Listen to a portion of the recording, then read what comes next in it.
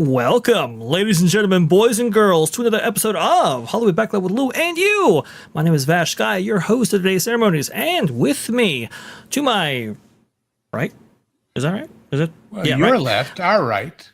I can never figure that out. I'm not a man for the stage. I'm a man. Remember Snagglepuss? It was always exit stage left to smiling all the way. Oh well. Well, it is the one, the only Lou Westman's Ghost. Lou. Hello there, sir. Hi. Hey there, hi there, ho there. We're as welcome as can be expected from this crowd. Anyway. Indeed. Man, it's been a very interesting morning, Lou. It certainly has. I thought, oh, you know what? I got a whole show planned out here with Hollywood Backlot. Can't wait to get to some of these amazing stories with Lou, because you're an expert on at least one of them that we're going to be talking about here. Am I? Okay, I hope so. Oh yes. Overqualified, actually, is I think how you would put it. But I had the whole thing mapped out, and then it was like Disney decided, in their infinite wisdom, to stealthily open the Hall of Presidents this morning in a surprise shocker that even cast members themselves didn't quite know about. We'll be talking about more about this, obviously, on Morning Magic. I read that about how the cast members didn't know, and I thought, well, somebody had to know because somebody had to be there to run the ride, right? Yeah. Well, apparently, though, they found out as soon as they got there. So, they didn't know before they got there. They were informed, afterwards. So that was quite interesting. And, Marvin went down there and actually recorded the entire show, and we have it up actually right now on that part. I just watched it just before we came on, and it was grand to see it again, or for the first time, or however many times I've seen it. I can't quite remember, frankly. I know I've seen Lincoln a million times at Disneyland, right? But I don't remember seeing this show, to tell you the truth. Because it was like, I've seen the real thing. What do I need the imitation for, so to speak? Yes. I'm thinking back to when I actually saw this show, and I think it was maybe thinking of whether it was Bill Clinton or George W. Bush when I saw it. But I haven't seen the later versions, at least in person. Oh, go ahead. Well, I even actually reenacted the Lincoln show, the original show, for a report for history class in high school. Mm-hmm. I mean, I really did. We were happened to be in a room that was on a corner, so it had two doors, and I had the pre-show, and I had everybody go out, and when they came back in, I was sitting there in the chair, and I did the whole, and now the skill of the sculptor, and then pushed myself up out of the chair, and proceeded to lip sync to my bad Royal Dano impression of all of Lincoln's most racist speeches, because he said a lot of things that weren't exactly in keeping with what he later said. And, hey, I'm not saying free him. I'm just saying, be a little nicer. And anyway, it was interesting. Yeah. He there was a famous cartoon. I don't know who drew it, but if I did, I would credit them. So I apologize to the mysterious cartoonist. And it shows Lincoln in a room at the White House. And the room has been totally trashed, and there's bottles, and there's noisemakers, and there's food, and he's got a hot water bottle on his head, and an aide is fanning him, and the caption is, "Wait a minute, I freed the what?" Oh, goodness gracious! Yeah, anyway. He's definitely an interesting figure, that's for sure. But definitely Walt's favorite right there, and. Obviously, the Great Moments of Mr. Lincoln is legendary. So referencing it in class there, no surprise. But so we've been kind of dealing with this story all morning. So it's absorbed a little bit of my time. So if I come just a tiny bit unprepared, that's why. But Lou, I've been dying. I have been dying to get to some of this James Bond news that has been coming out recently. Oh yeah, okay. Oh my goodness, has there been a lot of development on this, and we know a bit more than what we speculated at the time. I don't know that it's a lot as much as it seems like a lot, and the reason I say that is they still don't have a script, they still don't have an actor cast, and so to say, hey, we picked a director, makes me scared that it's going to be one of these shoot first and write it later type of things that Disney's been doing for years. So we'll see. Yes, it is. That's a little bit concerning for sure. But we do have a director. Dennis Villeneuve is officially directing the next James Bond film. Apparently, they went with they were considering a couple of others, which we'll get into in a moment. But Dennis is the guy. And he says this, quote, "Some of my earliest movie-going memories are connected to 007. I grew up watching James Bond films with my father ever since Dr. No with Sean Connery. I'm a diehard Bond fan. To me, he's sacred territory." Now, I'm just glad he said he's. So that solves one of the mysteries we were worried about. Well, that's a good point. Although she could identify as a he, so who knows? Anyway. So I actually do like Dennis's work. I saw Blade Runner 2049. I thought that was actually done pretty well. Maybe a little bit esoteric, but again, it's Blade Runner, which itself is a little bit esoteric, right? Yeah. You had Arrival, which was seen as, I thought it was overrated, but it was like, the best film of 2016, that kind of thing. Well, it was one of those movies that kept leading somewhere it never quite got to in the end. You know what I mean? It was all anticipation rather than payoff to me. Good movie, worth watching, but not many times over. So anyway. Indeed. And I just, watch it once, but never quite went back to it. But obviously he's known for like Dune and Dune Part 2. That's I think his claim to fame, at least in the modern era. And in that respect, it's like, okay, I can kind of see that if you're going for like kind of a Skyfall type of thing. Well, you're going for somebody who knows how to handle big pieces on the playing field, which is important. So there you go. Mm-hmm. It's the producers though that have me concerned, not so much David Heyman, but Amy Pascal. I don't know. I don't know if we're getting the Bond that I think a lot of people are super excited to see. And we have more information to go along with that. Ooh. But as we move on here, Alfonso Cuarón,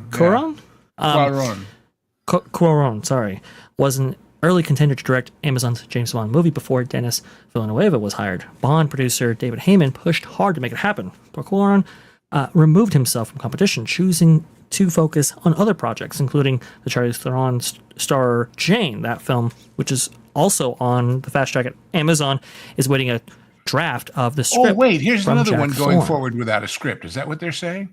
Apparently so. Silly me, I always thought the written word came first. That's just me. Well, and that's, when we are celebrating the film that is turning 50, it's going to come up a lot. But apparently, not only was he in the running, but also, too, at one point, Christopher Nolan was. So it says right here, before Denis Villeneuve was hired to direct Amazon's James Bond movie, the studio was very interested in getting Christopher Nolan. Hiring Nolan would mean breaking a decades-long rule of not allowing a Bond director to have final cut. Either way, Nolan is already tied up on his next project, The Odyssey, for at least a year. And we actually did get a poster for that, interestingly enough. And Lou, about The Odyssey, I am told that one of the last productions to actually use Falls Lake at Universal Studios Hollywood will be for The Odyssey. Oh, well, good. I understand it's pretty far along in its shooting already. Yeah, there isn't much left to do, so we'll see. But of course, he doesn't like CGI. He likes to shoot it for real, and of course, that big sky cyc there with the water is conducive to that. So. Ideal, I would think. Also, too, here we go. Reported details on the upcoming James Bond film. Obviously, Denis Villeneuve searching for a writer. Searching for a writer. Won't have final cut. Yeah. And we are learning that apparently James Bond will have to be under the age of 30. That is a mandate by either the studio or producers. I'm not quite entirely sure. But to have that stipulation in place, well, that mandates that it has to be a younger Bond. So there are 3 names that are popping up currently right now. And they are Jacob Elordi, Tom Holland, and Harris Dickinson. Lou, Tom what Holland is going on is here? wrong, period. The other 2, I don't know. But I just... Look, if they're going to keep it in the real Bond universe, doing somebody that young means it's another restart. It's another reboot, another flashback to that post-war 1950s period. Because remember, the character of James Bond had served in World War II in the Navy. And so in his late 20s would have been, in that 1950s era. And that means the Soviet Union are the bad guys, or Spectre, or whatever. That means, and I was noticing something the other day, speaking of the bad guys in the Bond universe. Please. China's always the bad guy. Remember, it's China that gives Goldfinger the dirty bomb to blow up Fort Knox with. Ah, interesting. I was and it's China that provides a lot of other stuff to the bad guys. They're sort of the eminence grise, the power behind the whatever in many of the plots that were done in the movies. Which, at the very least, the rocket in You Only Live Twice is a Chinese rocket because there's Chinese engineers in there. So anyway, that's a very interesting point. I had no idea. Well, that's not going to be the case with this one, I'm sure. No. Amazon gets a lot of the stuff from China. Oh yeah, you got a point there. A little humor there, but please go ahead. No, that's all I was noticing was like, gee, they were there all along and we didn't realize it. But that's very interesting indeed. I would hope that a younger Bond does bring with it at least a return to the 1950s, 1960s. I'm not entirely confident that's the direction that they're going for, but I would at least I'm not entirely confident at all that that's what they're going for, and that means it's a multiverse. Uh-oh. Oh, no, not Tom Holland, another multiverse. Terrible one. Okay, so... I mean, maybe not called that, but that's basically what it boils down to, isn't it? If it's not... Sure. In the canon of all the movies that came before, it's like, well, we did 25, let's start over again. Even though they started over with Craig to a great degree, but so anyway. Sean Connery was 32 when he first took on the role for Bond. That was for Dr. No, obviously, in 1963, which, by the way, genre guys, right here. That's right. We got one on this channel, all about it. Roger Moore was 45 when he began playing 007 for... Although they wanted him a lot earlier because he was stuck with the Saint and couldn't get away from that. So Right. And, that was and likewise, they wanted Pierce Brosnan a lot earlier, but he was stuck with Remington Steele, so... And Pierce Brosnan, well, he was 42 for GoldenEye, like you had brought up before there. Daniel Craig was 38 in Casino Royale. That was back in 2006. Timothy Dalton was probably, his early 40s, late 30s? Something like that, yeah. I was doing a little bit of homework on these guys, but the most notable ones, I think, are included in that list. I mean, is it even Bond at that point to have somebody that young? But supposedly this video game, he's very young too, right? What's it called? I forget, but it's supposed to be good. At the same time, I watched the teaser for it, and I'm going, why do they have the music from On Her Majesty's Secret Service in this teaser? And they do. I wonder if that. And then Lazenby would have been about 30 something, I guess, too. So anyway, under 30 though. I just think it's Amazon saying that's the people who spend money. That's the demographic we want. We got to give them somebody they can identify with, which is a nice way of somebody saying somebody as young and dumb as they are. I can appreciate that sentiment, that thought processy, but here's the thing: you have to look at these three faces and ask, please. I've never even. Pardon me, I'm a sheltered guy. I've seen Holland, of course, in the Spider-Man stuff, but the other two, I don't know their work. But I look at their faces, all three of them. The bottom line with Bond, and that Craig made work until the very end with that piece of garbage they made at the end, is loyalty and patriotism to Great Britain. And if you look at these guys' faces, you say, would they have those kinds of... Well, look at the contrast there. Doesn't that say it all? Yes, I think it does. I mean, that's the thing is, when I think about the Bond character, obviously there is definitely a sense of patriotism. I mean, with these young guys, at what point does it stop being Bond and start being Kingsman? Correct. And you know that's what I mean? kind of my feeling is they simply don't have the gravitas, the experience. That's the word. Yes. Yeah, to pull off a role like that, I just don't buy in. I mean, I can't buy into your character immediately. Haven't you lost it before this thing even starts rolling? I guess the answer is remains to be seen. Remains to be seen.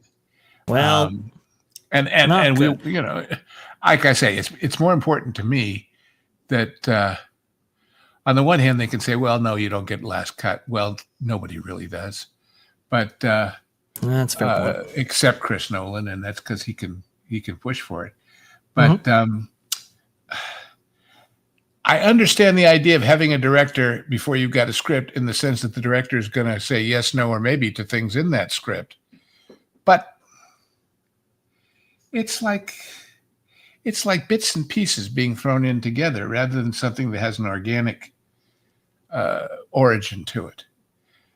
Remember, Dr. No was chosen primarily because the plot was tied to the American space program, tangentially.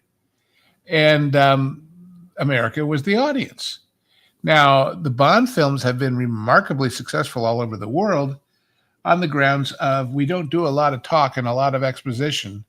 We just do action with enough exposition to make it make sense. Good guy, bad guy, good girl, bad girl, boom, boom. In fact, one of the original music cuts on Dr. No, and that was used again, was called Mr. Kiss Kiss Bang Bang, because that's how he was described in some parts of the world. So anyway, look at those guys, you know, who looks confident and who looks, well, Lazenby is, you know, ridiculous, but that's another story. And yet that's a really good movie. It really, really is. The worst part of the casting of that movie is not him. The worst part of that casting is Telly Savalas as Blofeld. My God. Who came up with that? And the answer is, who came up with that? Well, we want to appeal to America, and he's known there, so let's go for it. Right. So anyway. Oh boy. Well, apparently, folks, it could have been a lot worse, because as I think Variety pointed out, let me see if I can find it in my notes here. By the way, people are already kind of making fun of this. Chalky milk, shaken, not stirred, from Tom Holland. I like that a lot. Apparently, it could have been a lot worse, though. Matthew Good got dropped from James Bond auditions because of his, quote, really dark pitch to producers. According to Variety, says this, quote, we have to make this guy an alcoholic, a drug addict. He hates himself. He hates women. He's in deep pain, and he's brilliant in killing people. Oh, yeah, that's a recipe for success. What in the world? Did he not want the part, or is he so far up his own you-know-where that he had no clue? I'm going to bet the latter, because, hey, he's an actor. But, you know, the whole thing about the License to Kill is you have the license, but you have the judgment about when and when not to use it. Correct. So this idea he's brilliant at killing people, that's not a 00 agent. That's an assassin. That's different. Yes, and I think especially after what has been happening to our favorite characters like Luke Skywalker, for example, or Indiana Jones, or all these things, to have this internal crisis, or to break Bond down in some way to make a more relatable or darker character, I don't think anybody wants that. Well, and let's not forget that. What did they see Sean Connery in that made them think he could be James Bond? Darby O'Gill and the Little People. hardly Yes. a James Bond part. That's a good point. But so, you never know. Ursula Andress, they got pictures from every agent for every model and every actress in the known universe. As it happens, supposedly, hers was the only one where her hair was wet. And since the whole point of Honey Child Rider is that mermaid coming up out of the ocean, that gave them a reason to look twice. So Right. the point is, there is no rhyme or reason to any of this stuff, folks, and we're giving it more analysis than they will. They'll know it when they see it. They'll think. The only difference is that in the past, for better or worse, you had one person or small group of people deciding they'd know it when they'd see it, and now you've got a committee. And that's not always a good thing. In fact, it's almost always a bad thing. Right. So. You got a lot of hands in here, and you got a lot of people, they have their own unique interpretations of Bond. Will we get a Bond that's consistent with the characterization that we've seen before? Will they take him in an entirely new direction? All has yet to be seen, but the under 30 mandate, I don't like it all. Amy Pascal, I don't like being involved at all. Well, we'll see. We'll see. Dennis, but we'll see. Yeah. Yep. We will see indeed. And remember, when you read, he's been chosen and they're working on a script and they'll cast it, they know a lot more than that. That's what they're willing to tell us. They have to know more than that. I would think so. So, and in fact, as much as anybody would love to be tapped to do the next James Bond, I can't believe he would say yes and sign on the dotted line if they didn't give him a lot more detailed idea of what direction they were going to take it. Because if it was something that was totally not his thing or alien to his sensitivities about it, he wouldn't bother. So let us see what happens. And after that, what can you do? The fact that any movie character, 1, 2, 3, 4, 5, 6 actors consistently over 50 years, that's pretty amazing. It tells you that there's an innate power in this concept that deserves respect. That's all. Absolutely. It deserves respect. I 100% agree. I think it's definitely deeply embedded into the American and worldwide zeitgeist. I think it makes it. That's why we cover it as extensively as we do here, because it's a very important story to keep track of. But speaking of stories, we have a new contender at the box office. The name F1. Yeah, F1. And I'll say, I saw it this weekend because I was like, you know what? I'm hearing good things about it. It's to see a film, if it's not Disney related, it's kind of like, it's kind of a big ask because, obviously, I have limited time, limited finances, and so to keep it to Disney, we're going to be covering things on the channel and so forth. So it's like, okay, let me go ahead and take a chance on this. And how was it? It is the best movie of the year by far, Luke. That good. Wow. That good. And now, did you see it in IMAX? Blown away. I did not see it in IMAX. I saw it at Dolby Cinema.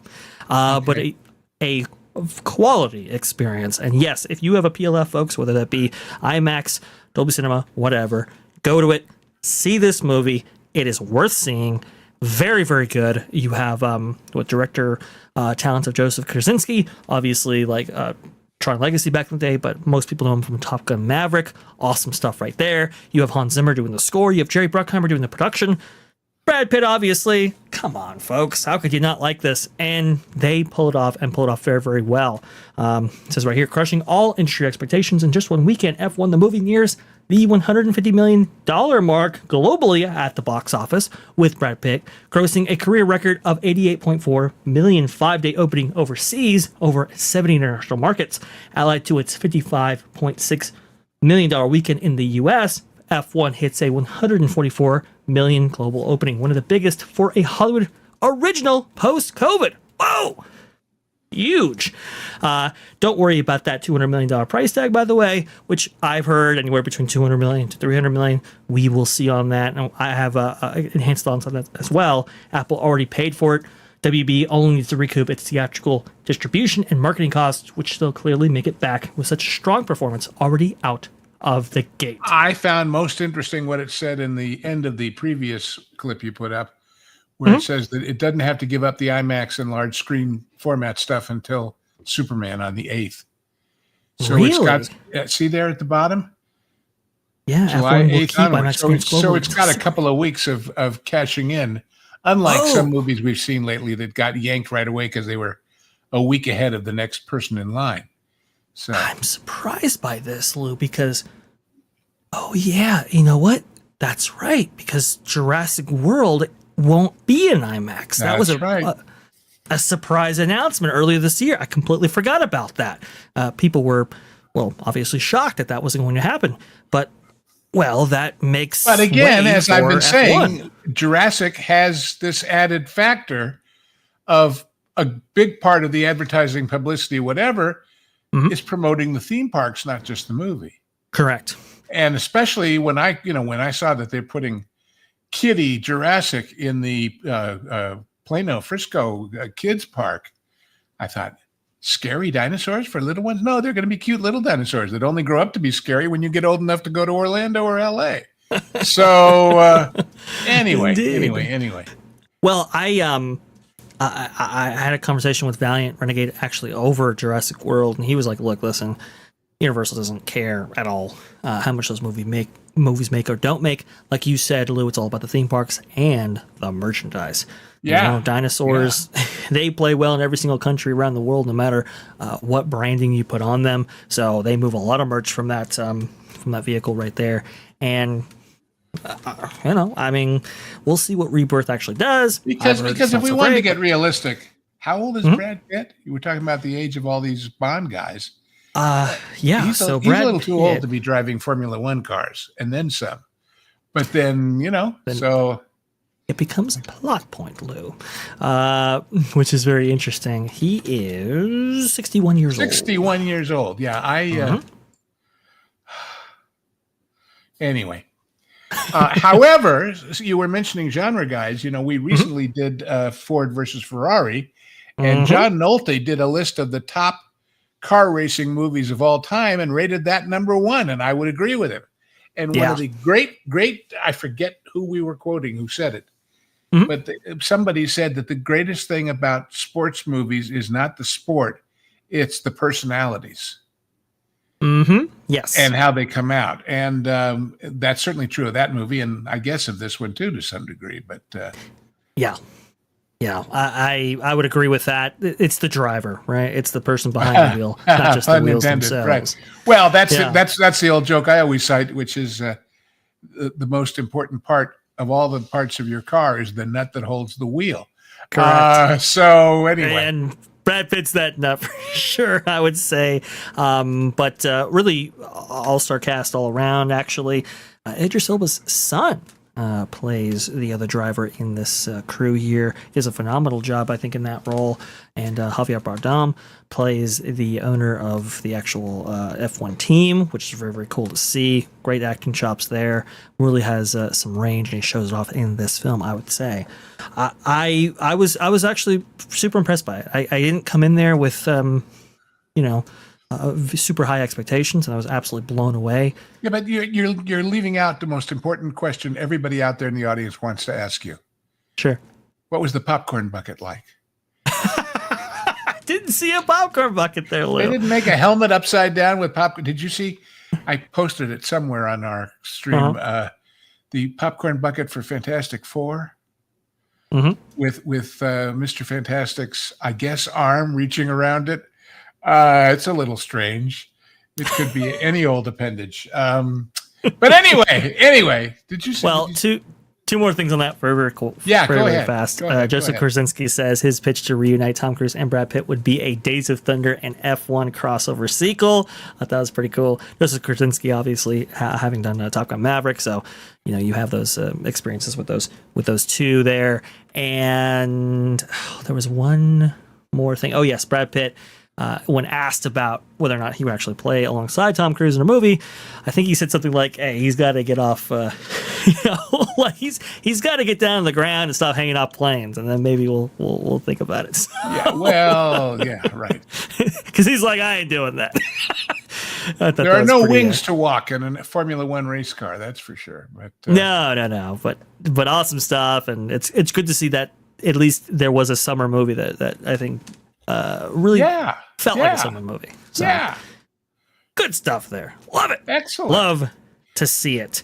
But speaking of summer movies, well, there's, I think, no better summer movie than the one we're honoring. Before we get to that, though, Lou, I believe you wanted to honor somebody. Yeah, as we know, the amazing, and I mean this very sincerely, Lalo Schifrin passed away this past week. And so for the jukebox, we've got this wonderful suite of his score for Enter the Dragon, which most people don't remember as much as Mission Impossible, of course.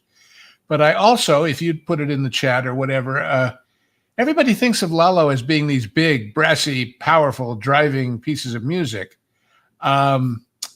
He also did wonderful, mellow, sweet melodies. And there's the Enter the Dragon thing that you can find the link to in the description.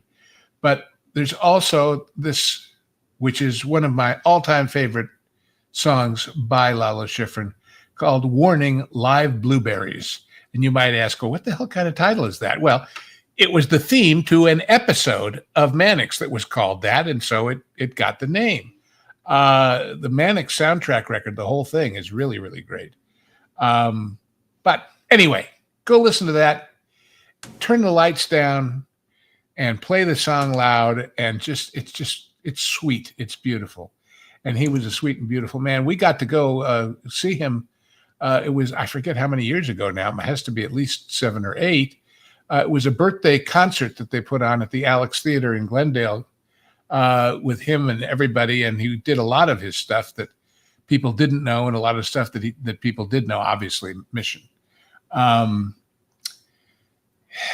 And as I was telling you, he grew up knowing Miles Davis and Dizzy Gillespie because his father had a record store that specialized in jazz, and all the great jazz players, when they were in town, would come by and hang out there. So that's his jazz roots. And then, of course, the Latin roots on top of that, and you get Lalo Schifrin. Anyway. I did not actually know that. Yeah, and boy, what a talented man. Oh, yeah. And I mean, if you think about it, you think about spy movies, like Mission Impossible, whatever. You think of guitars because of James Bond, and you think of horns because of John Barry. You don't think of flutes. But he knew how to make flutes spooky, and anyway, and that score, Enter the Dragon, oh boy, it made the movie. And it is by far, of course, in his limited opus, because he died too young, it's Bruce Lee's most famous, and rightly so, and John Saxon. And it took what would have been a good Hong Kong chopsocky movie. That music took it to another level. It really, really, really did. So yeah, if you want to enjoy that, you can listen to that. That's this guy's who I really like. Go look at his channel while you're at it. You see down there at the bottom, Soundtrack Fred. Soundtrack Fred puts together these 12 to 15 minute suites of the music from various movies. And he's got, I don't know, 100 of them up now. And they're really, really fine representations of the original scores. With all kinds of interesting stuff. There's one of them. He has Korngold, who did this all the great Errol Flynn and Warner Brothers movies. It's actually him playing the piano at a party someplace, doing some of his great music that somehow they found a recording of somewhere. Anyway, go explore Soundtrack Fred if you like movie music. Okay, that's that. Now, what else you got? Well, rest in peace, Lalo Schifrin, for sure. We've been covering a lot of Mission Impossible, and definitely very appropriate for, as much as any other time. And Thank you so much for your contributions to the film industry. Yeah. Now, I think we have to get to our lead topic, which is actually talking about an amazing film in 1975. Now, technically, I think it released June 20th, 21st. I'll get the exact date right here. But people might be like, wait a minute, it's after that time period. What are you doing covering it? Well, it did change the cinematic landscape forever. So I think it's definitely appropriate that we actually cover it. What am I talking about? I'm talking about the one and only, wait a minute, Lou, you gave me the wrong poster. What is this? Do the Mount Rushmore one. That was the one I thought was the best. Yes. Get a load of this, guys. Everybody's doing there. And the caption I saw on this was, "We're going to need a bigger mountain." Oh man.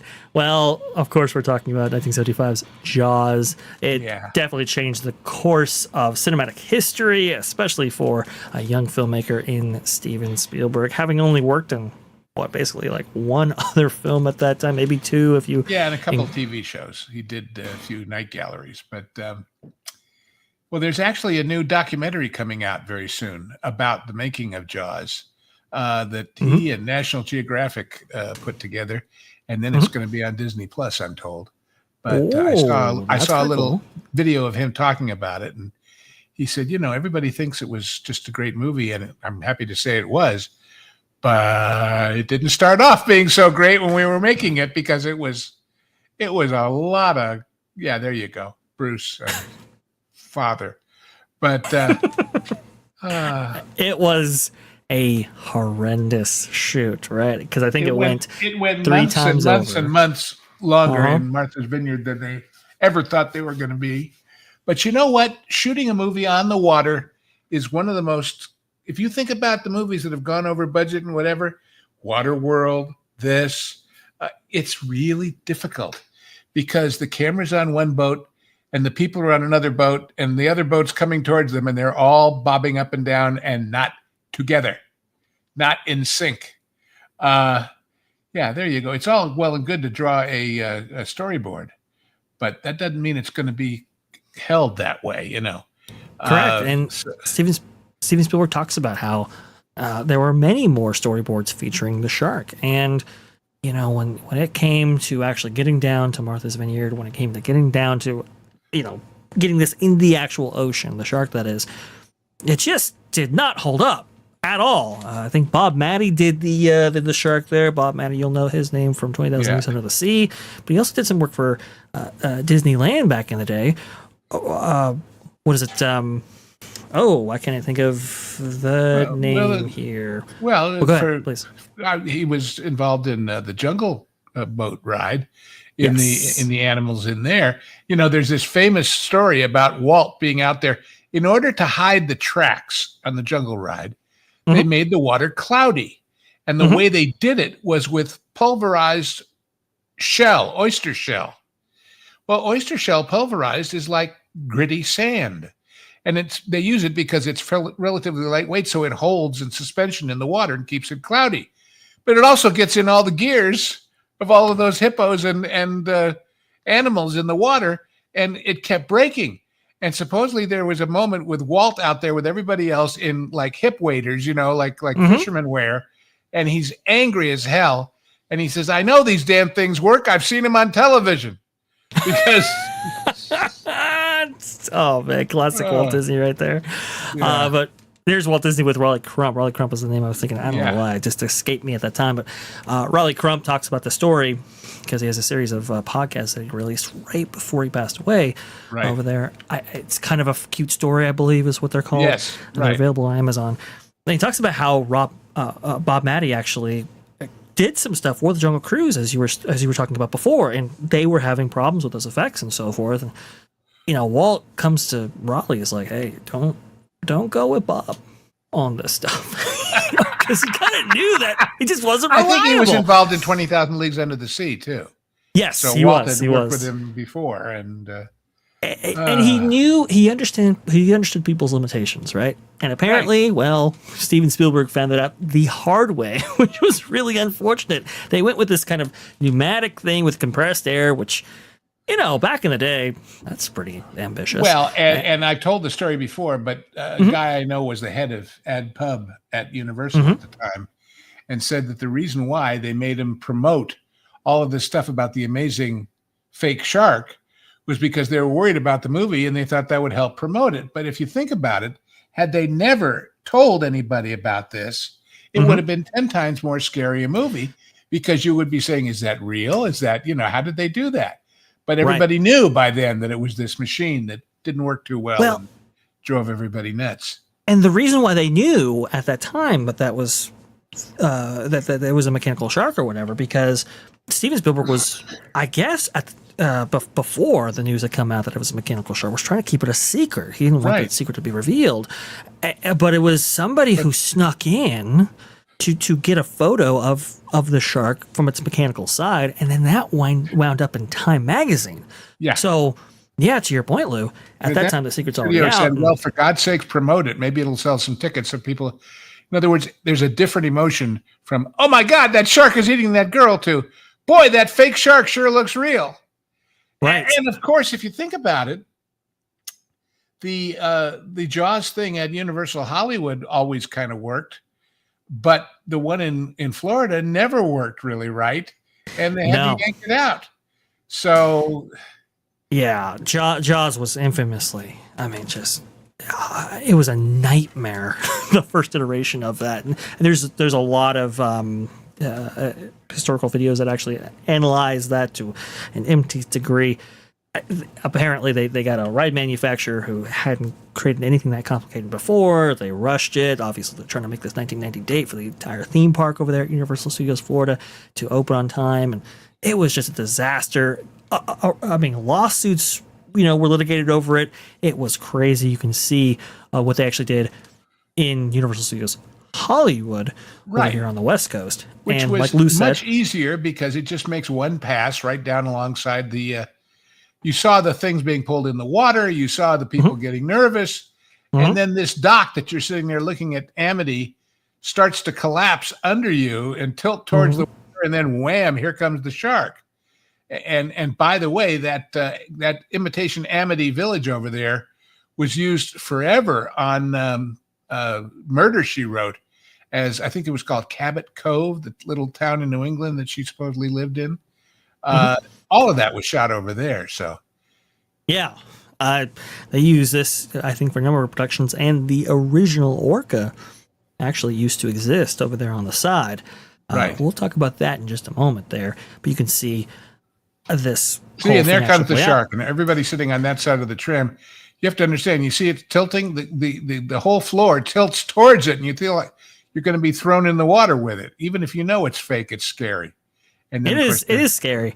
And it has had a couple of iterations over the years, because... But it's been there, and it works, unlike the one in Orlando, which never did. Yes, it never worked, I think, as well as they perhaps wanted. Gums or lips. And then there was a big one hanging from a up at the tour center that you could get your picture posed with, like it was a marlin. There you go. Anyway. I got all the pictures there, Lou. Oh, I know you do.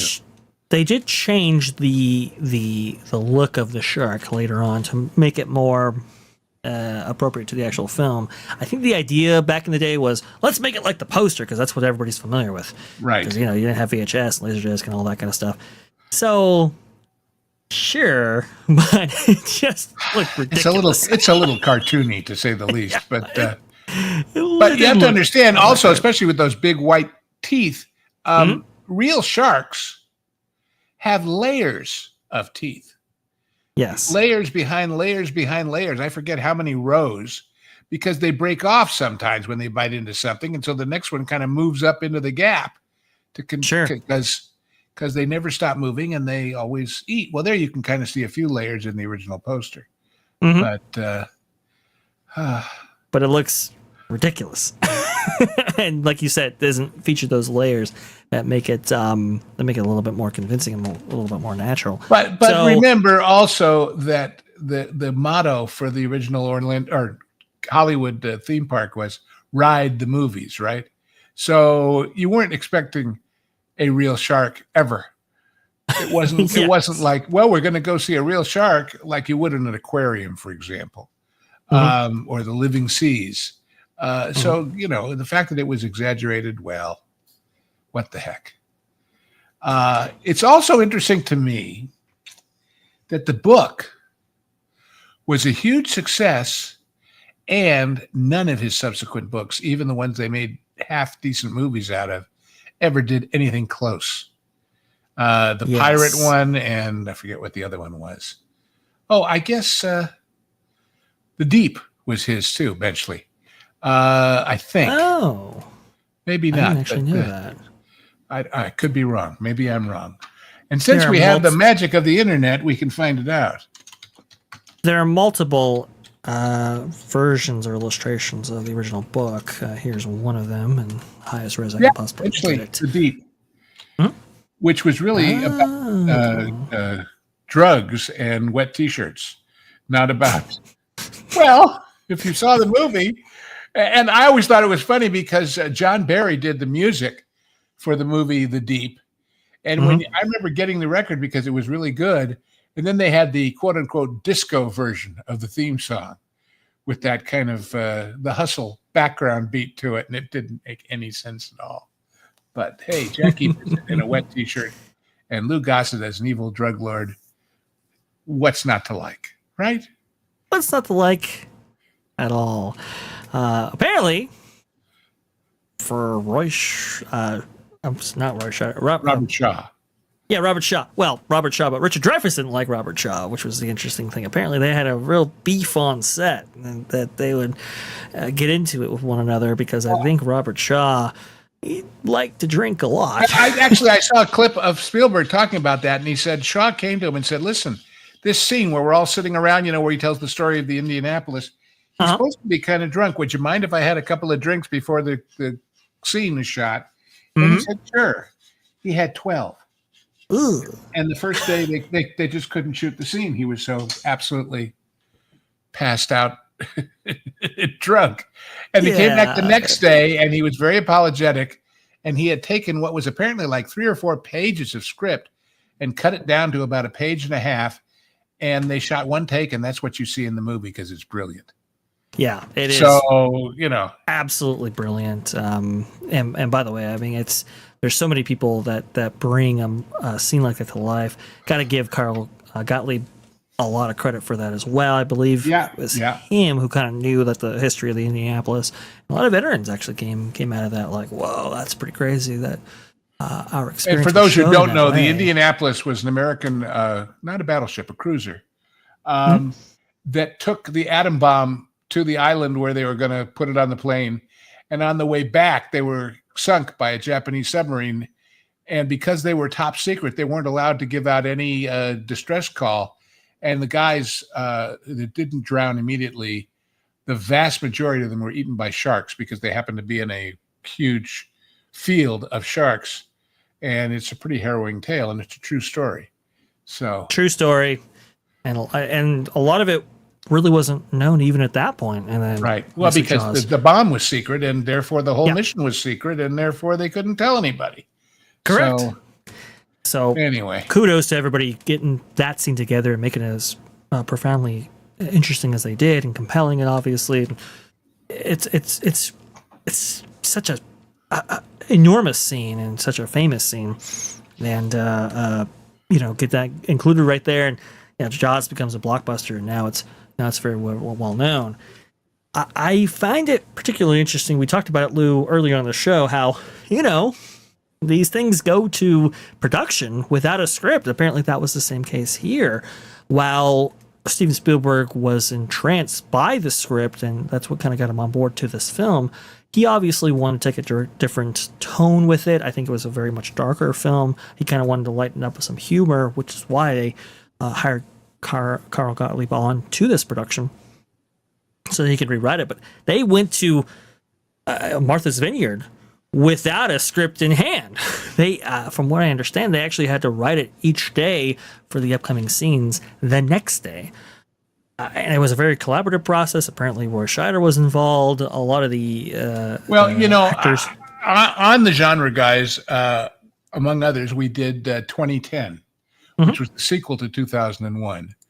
And Scheider is in that. And I said the greatest thing that Roy Scheider does in all of these movies, and certainly in Jaws, is to be the audience. Yes. Is to be the audience saying, wait a minute, what the hell's going on here? Somebody explain this to me, you know? And he's so perfect at that. And certainly in 2010, he does it, and certainly in Jaws. And if you think about all of his best movies, he's there to be us asking the right questions that we need answers to. Roy Scheider is fantastic. He really, really is. And, you know, we've through the Genre Guys, I've now seen a couple of his works that I wasn't previously familiar with. Boy, oh boy, does that guy really yeah. Had you not seen 2010 before we did it? I had not seen 2010, and I also hadn't seen... What did you think? I think it's better than 2001 in many, many ways. I think... Because of his presence, because of that whole... And by the way, you know, one of the things we mentioned, Peter Hyams, who directed that, he paints in oils his storyboards. Which is so crazy an artist to think about. Oh, yeah. But, you know, it just... We're a crazy business, and we have all these strange and wonderful people in it, and they bring their previous lives to the table with them, you know, and it's a good thing. It's a good thing. 2001, while it is a very famous movie and inspired so many science fiction and space-driven dramas after it, you know, it's very esoteric, right? You can't really connect with it to the degree that you can with 2010. And Roy Scheider does, I think, a lot to incorporate the audience to that film in a way that you just can't achieve with 2010. I'm sorry. Well, 2001 was a movie where millions of young people tried to time their drugs to the finale. Yes. I mean, they literally did. Wait, we got to take it during... I saw the thing. We got to take it during this scene because it'll kick in by then, and we'll be tripping with the trip through the what would have been the Stargate had the Stargate been around then. But it's totally true. Totally true, folks. That's what's going on there. But I loved him in Sorcerer. And so to incorporate him here, apparently Steven Spielberg, you know, he kind of had ideas for who he wanted. Sorcerer too. Yeah, right. Yeah. Wonderful. For various roles, but he didn't really have his Roy Scheider character right there. He just didn't have him. But he wanted somebody that the audience could see themselves in and play this kind of everyman kind of character. And he kind of, I think he met Scheider, I think at some, I don't know whether it was a gala or some get together in Hollywood or something like that, and explained to him how he was really having difficulty coming up with an actor for this character. He went to multiple actors. They all turned him down. Roy was like, "Hey, what about me?" And so that's kind of how he was cast. Stephen had an interesting history with actors. You know, one of the first things that he did was an episode of Night Gallery with Joan Crawford. Mm-hmm. And supposedly, the first day, Joan called Lou, the real Lou, and said, "When are you giving me this punk kid as my director? Come on, don't be ridiculous. Give me a real pro. And Lou said, "Well, Joan, I'm sorry you feel that way. If so, I guess you can't do the show because I'm sticking with him." So maybe a major reason we have Steven Spielberg is this guy whose face I borrow every week. Yes, that's a really great point. He told Joan Crawford where to go nicely. But and also Sid Sheinberg, you know, he was also very influential there. We know Lou's history with him. Actually, to play every single time on this intro here with Sid Sheinberg and Lou Osmond there. But Sid's wife was cast as Ellen Brody there. Mrs. Sheriff Brody, right. Right. And then Stephen put his wife in the indie movie. So there you go. Hollywood nepotism rears its ugly head. But that's the thing, though, Lou. So that whole thing, he married her after. Right. Right. But yes, to your point, lots of nepotism for sure. Because I think she was Monkey brains. famous for something else. Delicious. You did that one too. You did that one too. Come to yes, did that one too. But see what you're missing if you're not watching the genre guys, folks. My God. And I'm telling you, right? if you're a member of the Pro channel, WW Pro, the new one that just went up, it's one of my all-time favorite movies that 99% of you have never even heard of, let alone seen, and that is The Seven Faces of Dr. Lo. Oh, with Tony Randall and with Barbara Eden the year before Jeannie, and John Erickson the year before Honey West, and directed and conceived by George Pal. And it's a Western fantasy show. And, oh, God, has it got a lot to do. Anyway, you can go over there and watch it or wait a couple months till it gets here. But just one of the many treasures. Oh, have you got that meme I sent you of Murray Langston? Is that his name? Let me see here. One Maybe with the I book? do, maybe I don't. One with the book. Oh, this one. There you go. Who, of course, plays the mayor of Yes, Amity. Amityville. Right there. It's amazing stuff. That was also some great casting as well. Yeah. I forget where they saw him. At least Steven did. But he was like, yeah, but, Murray Hamilton, I think we're gonna go with this guy. And just beautiful casting. And I love the and he plays wound over up there. playing those kinds of bureaucrats like forever after that. Oops. Well, what the hell? Because wasn't he in Aliens as well, playing something like that? I think so, yeah. I forget.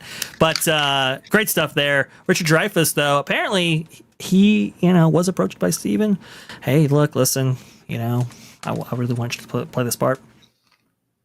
And he was like, no, absolutely not. Under any conditions will I actually play this part. Because apparently he has said this before where he felt himself as kind of lazy, and it's like I'd rather watch it than actually act in it, because going to the ocean and doing all that, it's just going to be a brutal shoot. And then I believe it was the apprenticeship of Duddy Kravitz that came out, and he felt like, oh my gosh, I'm never going to be able to work in this town again. This is a terrible film. So which it wasn't. It's just that it wasn't a star vehicle the way he needed for his career, and this would be. Right. So.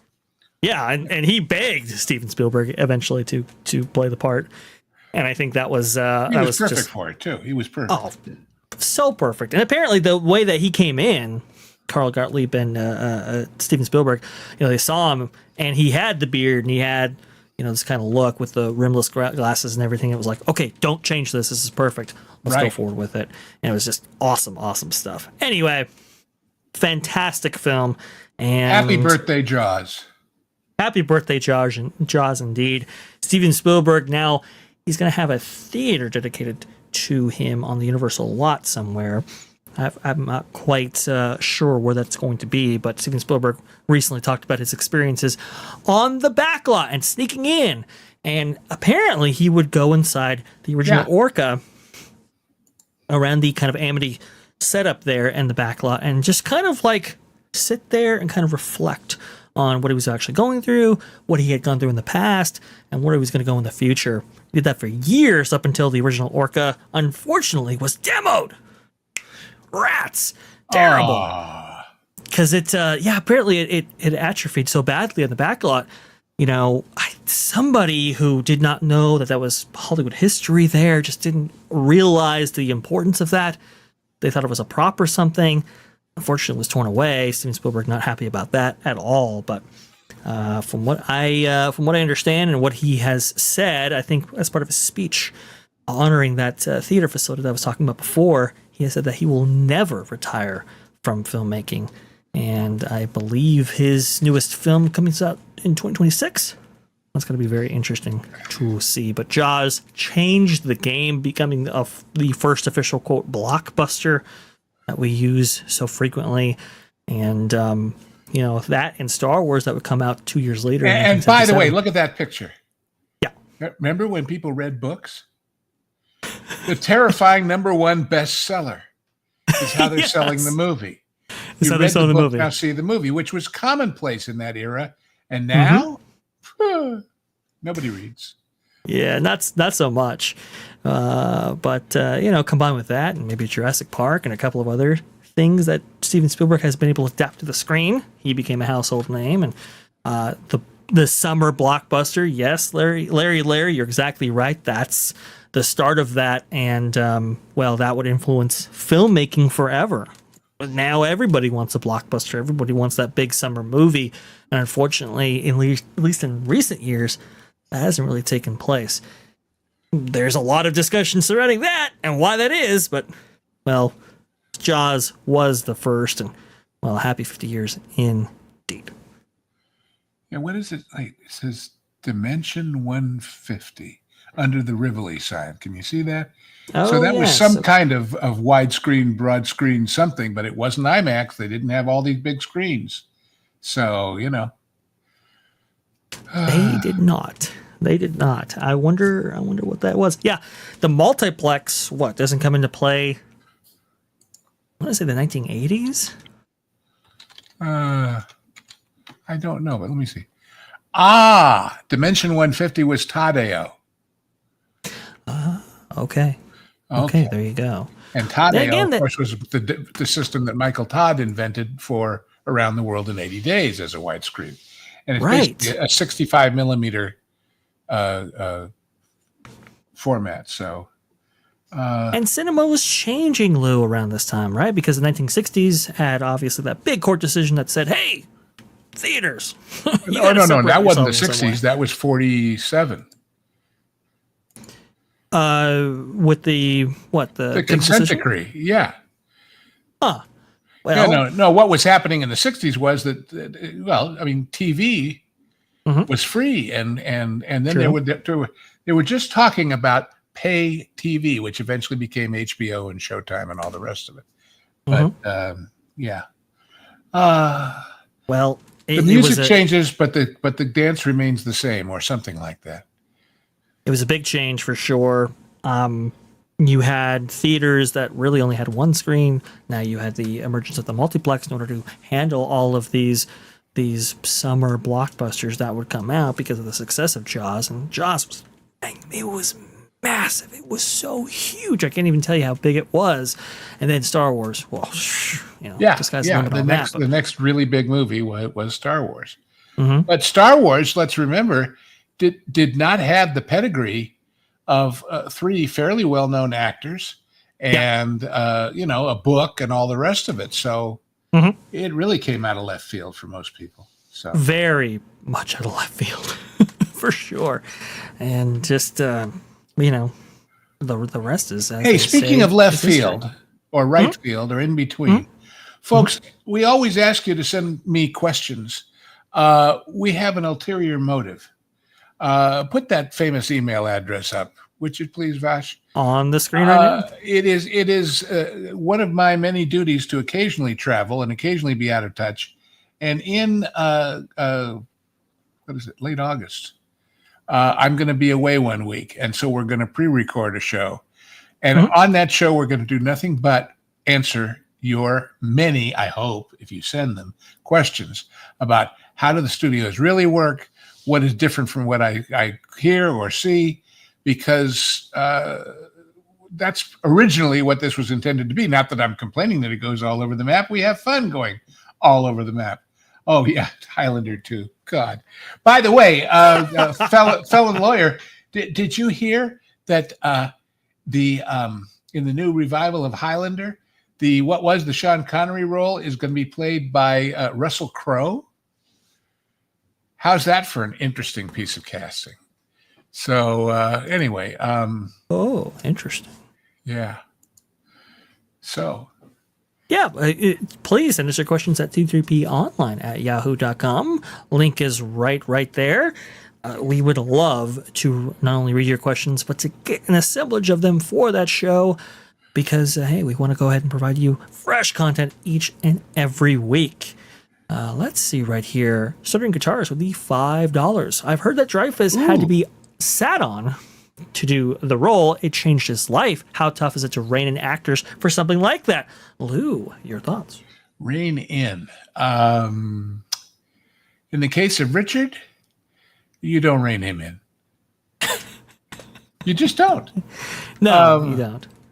No, I sort of briefly didn't really know him, but met him a few times because his cousin Kathy was in my class in high school, and we went on a high school tour of Europe one time, and he was an interesting guy. He still is.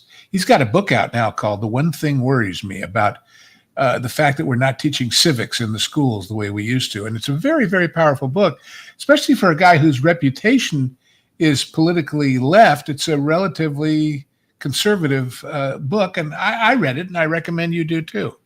So there you go.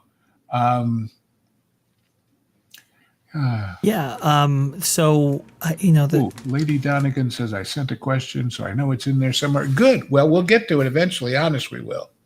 Please. But, I'll go ahead and look for it and Yeah. make sure that it makes it for that show.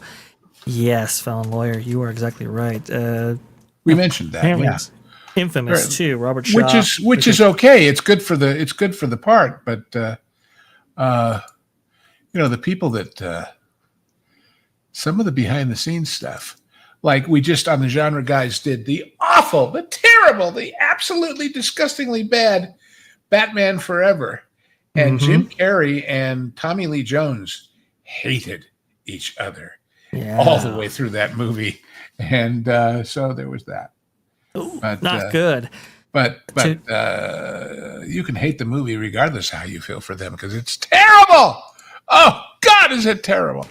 But to add to to add to Stuttering Heart Guitar's question right there, just not to get too far from it. I just wanted to add, sometimes it can be very difficult. I know Harrison Ford to be convinced to, return to the role of Han Solo. J.J. Abrams kind of put it out there. This was for Force Awakens back in 2015 now. It was like, look, we're going to do what you want to do in Empire Strikes Back. We're going to actually kill off your character. And that was one of the reasons why he came back to do that film, was because he wanted to go ahead and give him the final send-off. So sometimes it can take a little bit of convincing to get actors to play these characters in these, what are seen as iconic films. It's very well, especially when in that case he doesn't need the money and he doesn't need the return, right? For career's sake, when it's strictly a I'll do it if it feels like fun, and if not, I don't need to. Although that doesn't explain the last indie movie at all. But anyway, which is so dreadful. I think he really likes the indie character, so he kind of wanted to give him one last send off because I think he felt that 4 just wasn't quite good enough, and unfortunately 5 was even worse. Yeah. But thank you so much for everything there, and thank you for sending in your questions. If you feel that, hey, look, listen, maybe I did send in a question, or maybe we didn't see it, feel free to send it again if you can, or send it more. We'll go ahead and answer those on that show for sure. Lou, was there anything else you wanted to mention to the audience before we make our final departure? Final departure sounds like. Well, not our final departure, but Why do they call it an airport and terminal? By the way, that's kind of negative. But that's anyway. No, well, I'm doing all the usual stuff with you on Tuesdays at 3 and Monday night. Now I've become kind of a semi-regular on the late night super double secret probation pro show. And which gets a little broader and a little wilder. And I still have this personal project going. And by God, one of these days I'll be able to tell the world, maybe a week from today. You never know. So stay tuned for that. And otherwise, I do the Genre Guys. And we have our next recording session next weekend is going to have a special guest host. Nolan Thunder is going to come on because Hangry is otherwise indisposed. And we've been because of all of the demands on Lauren's time and on Hangry's time and on mine, we've gone from, instead of recording a new one every week, we record a double feature. We record 2 at a time and take a week off so that those usually Saturday nights can be used for other things. So our next pair of wonderful movies is a very, very interesting disparate pair. We're going to do the Banderas Zorro with Catherine Zeta-Jones, I forget if it's the Mark or the Mask or the whatever of Zorro, but it's Zorro. Mask of Zorro. Yeah. And I did not realize, I looked it up, Zorro was like the biggest pulp fiction novel for decades. It sold millions and millions and millions and millions of copies and made the guy who wrote it a very wealthy man. Anyway. And then we're also going to do this strange documentary, which if you'd like to watch something really unusual, bizarre, and if you're feeling a little like, your life isn't going perfect or your relationships are screwed up or anything negative, you'll feel good if you watch this, because these people are much more seriously screwed up than any of you are. Trust me. It's called Special When Lit, and it's all about pinball. And it focuses on these people that are obsessed with pinball. And when I say obsessed, there's nothing else in their lives but pinball. And their homes are covered in pinball machines and dirt and grime and they're, oh God, you can smell them through the screen. But it's a strange but fascinating look. And I had no idea that pinball was actually illegal for 30 years until somebody invented the flipper to make it, therefore, a game of skill rather than a game of chance, and therefore not gambling, and therefore legal after all. But it's called Special When Lit, and we're going to be doing that one and the Banderas Zorro movie.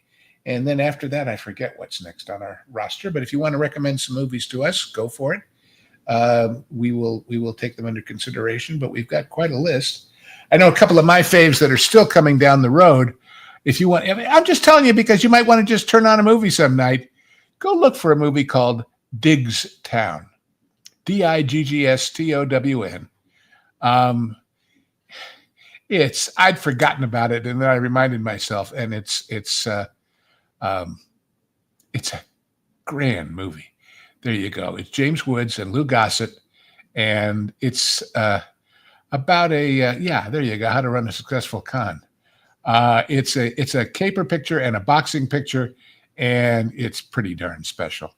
And then, there you go. And what's her name? Heather, I forget her name. Yeah, and Bruce Dern is the bad guy, and he's a wonderful bad guy. And Oliver Pratt.